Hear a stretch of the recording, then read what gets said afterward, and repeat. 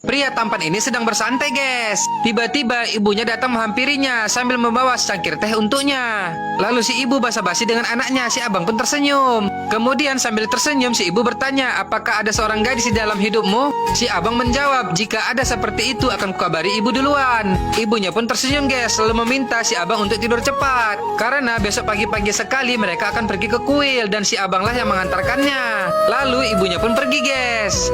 Dan keesokan harinya terlihat si abang tampan sedang akan mengantarkan ibunya dan saudaranya yang lain pergi ke kuil. Akan tetapi tiba-tiba pandangannya terfokus oleh sesuatu, guys. Ternyata dia melihat seorang gadis cantik.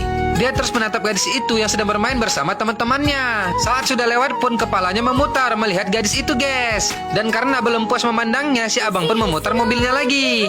Dia kembali lagi ke jalan yang tadi untuk melihat gadis itu. Dan setelah sampai di jalan itu, dia memandangi gadis itu lagi, guys. Gadis itu benar-benar cantik sehingga mata si abang terpukau melihat kecantikannya. Dan karena merasa belum puas juga, dia pun memutar mobilnya lagi melewati jalan itu. Dan setelah sampai di sana, si abang pun memandangi gadis cantik itu lagi, guys. Kali ini pandangannya tak lepas sedikit pun dari gadis itu.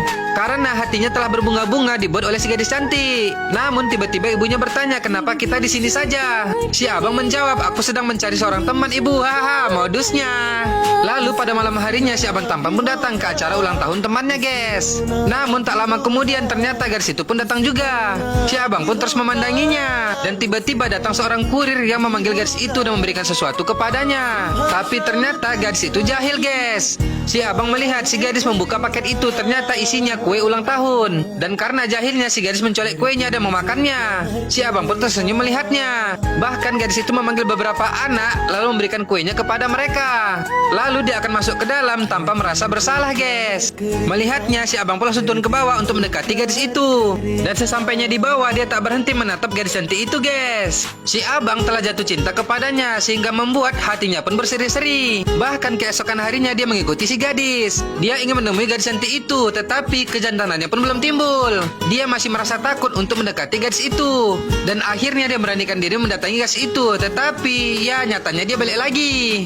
Dia masih takut. Wala-wala bang, ayo bang, kau tampan kok, pasti gadis itu mau, hahaha. Dan karena telah mendapatkan dukungan dariku, si abang tampan pun berjalan mendekati gadis itu lagi, guys. Setelah sampai, dia pun berdiri di sampingnya. Lalu dia menyapa gadis itu.